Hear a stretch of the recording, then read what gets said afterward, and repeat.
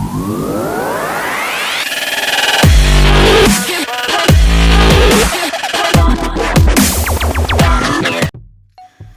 morning, guys. So today is March 15, and it's what time is it? 6:53 in the morning. Today is the day my partner King Bear is coming home. So yeah, I'm still sleepy because I wasn't able to sleep last night. I'm excited. So yeah, come and join me as I prepare for his arrival, and we'll pick him up at the airport. Actually, I woke up because my mom and dad called me and they said they're outside, and they were even wondering why I'm still in bed because they thought he will arrive at 6 a.m. instead of 6:30 p.m. So yeah, they left again. They said they'll just come back. So yeah, I'll go and fix the house, clean it before he arrives. Come and join me.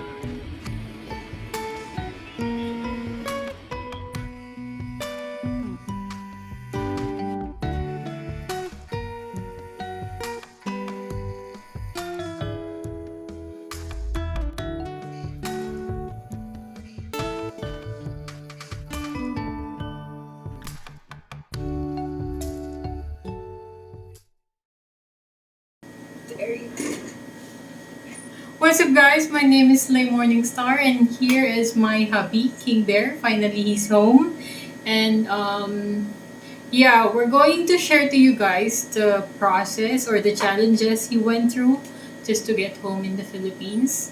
It, it's been like 3 years, almost 3 years, that since the last time he was home.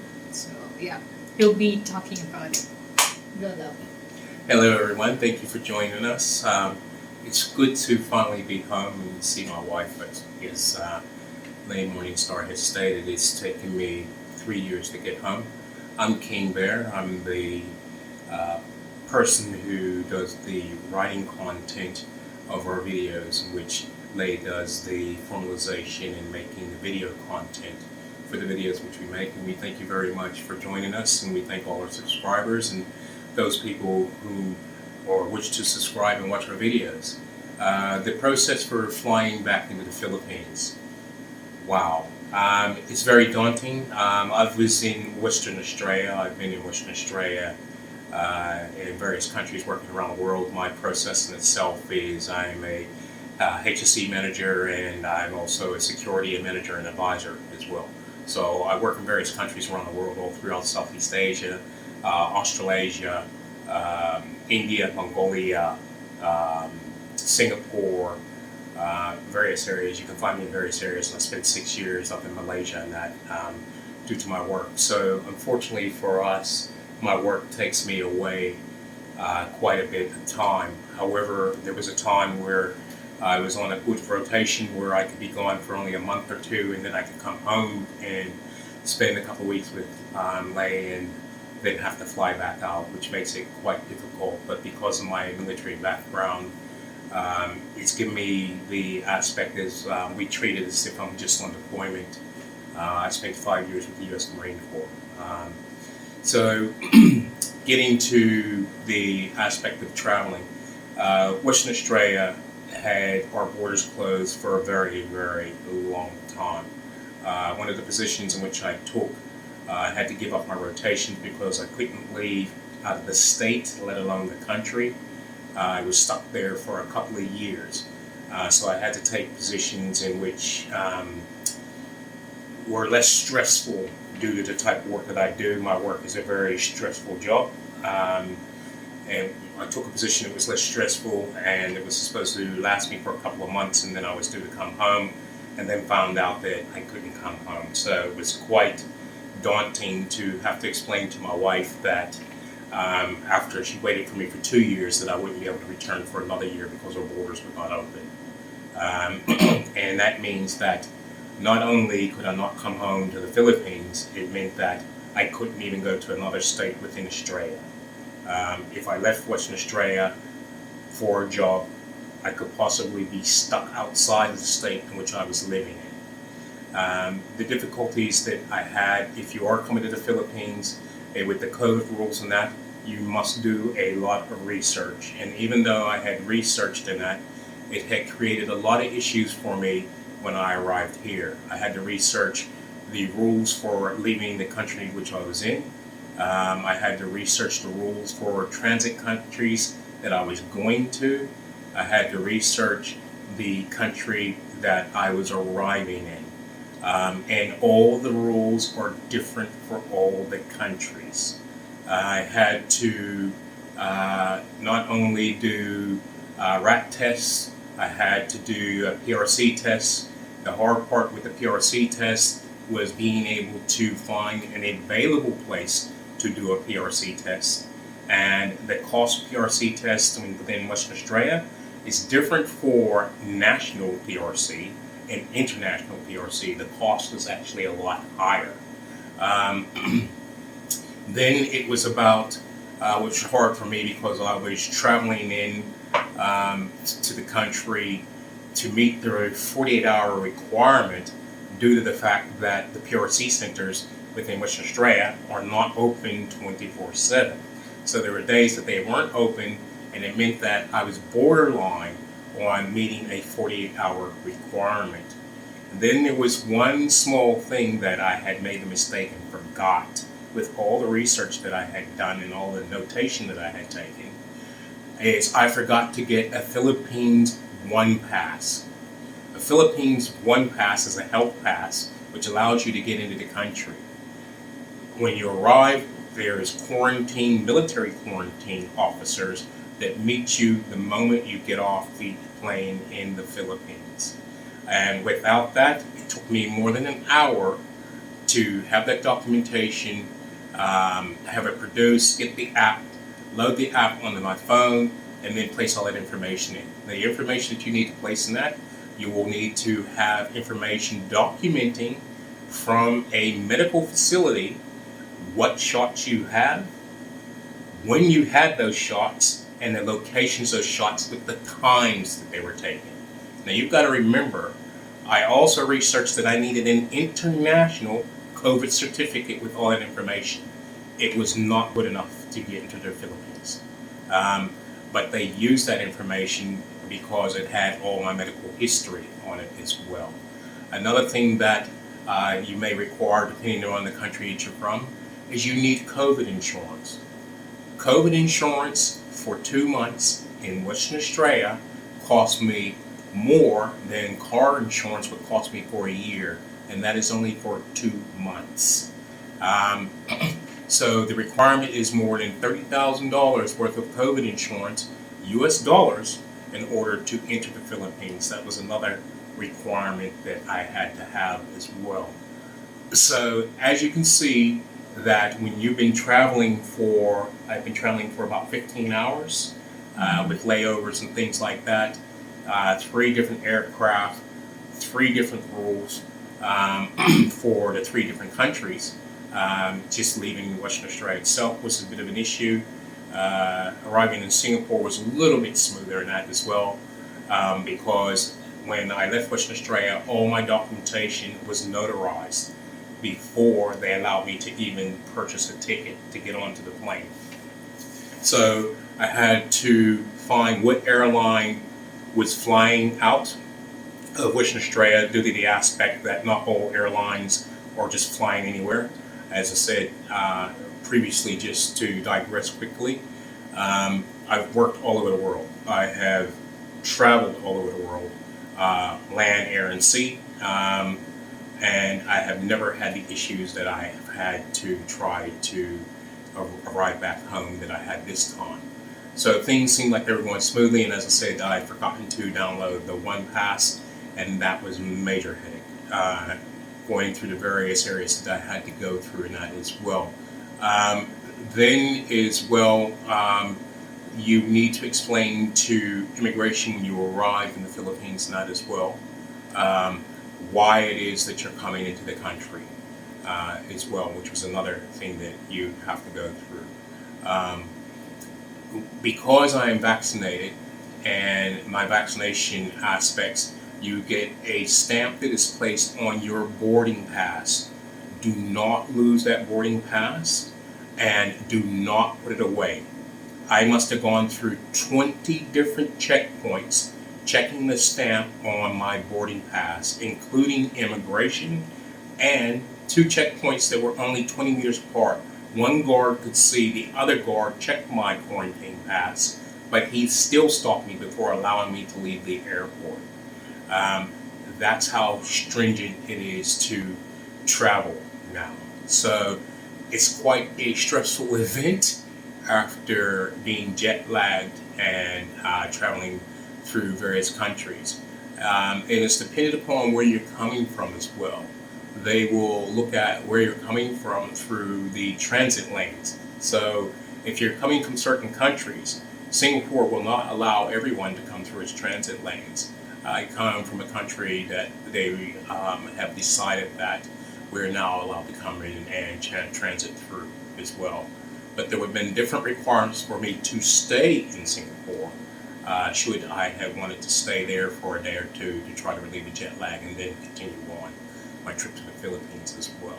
So these are some of the aspects in which I've had in order to come here, and it's very good to finally be home after 3 years and be with my wife, because I missed her and all that time, and I know the difficulties for herself and that with me being away, and trying to live a normal, somewhat normal life due to my job, and that it makes life hard in relationships and that as well, being away from each other and that as well.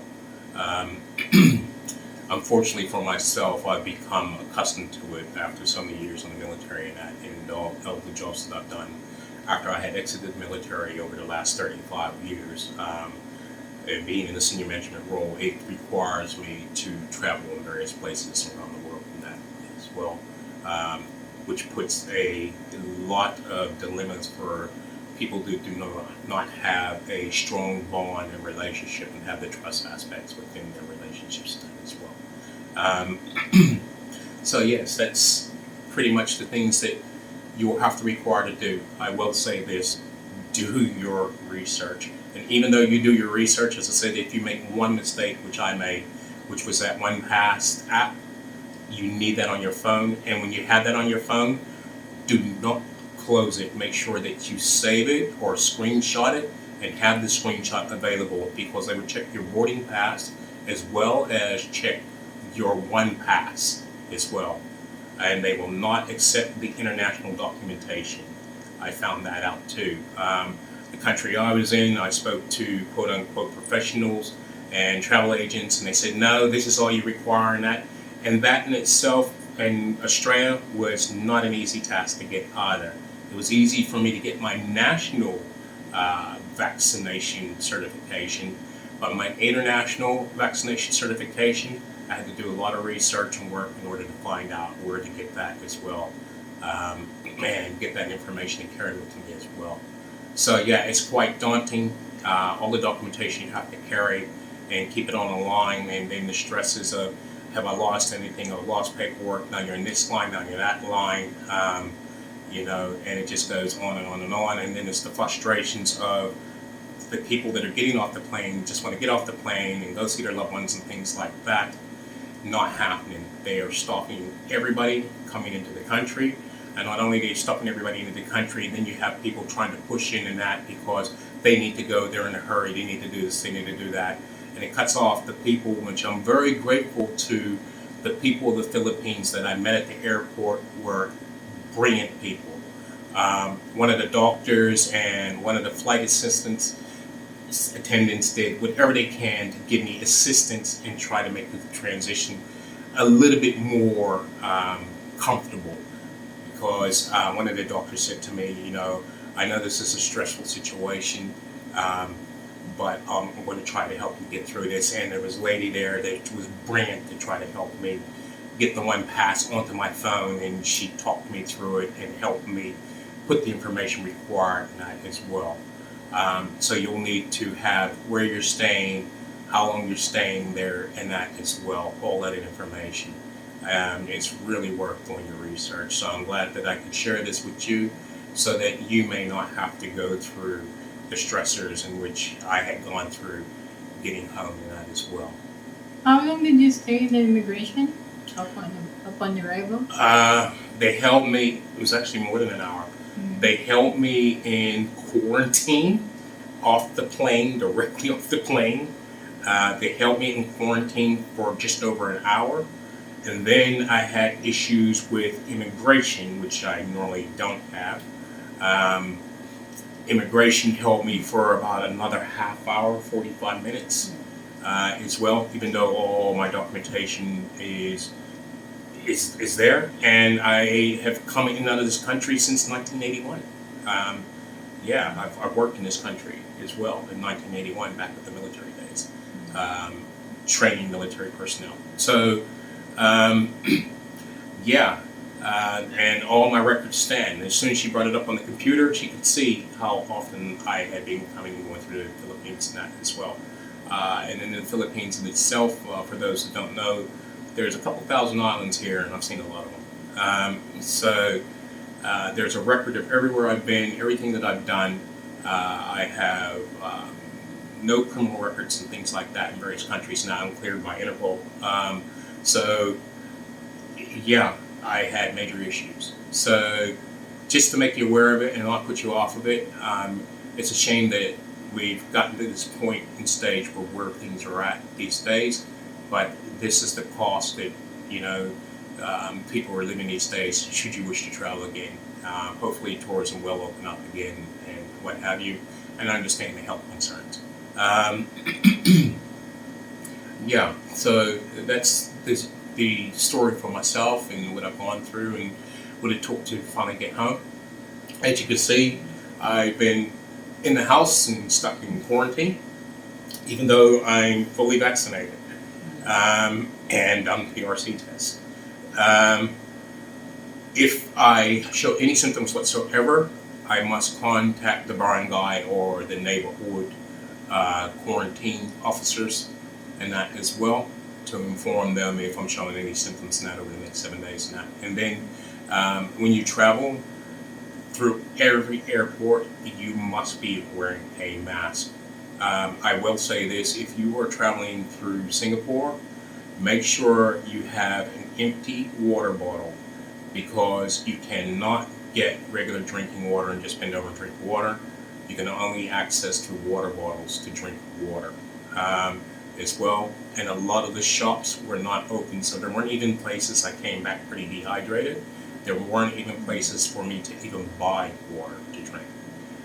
So a lot of the shops are not open. in the airports. I was in Australia, the shops were closed. When I arrived in Singapore, there were a few shops open. There's not the populace that you normally see when you do travel. There's not that populace anymore. That made it kind of good.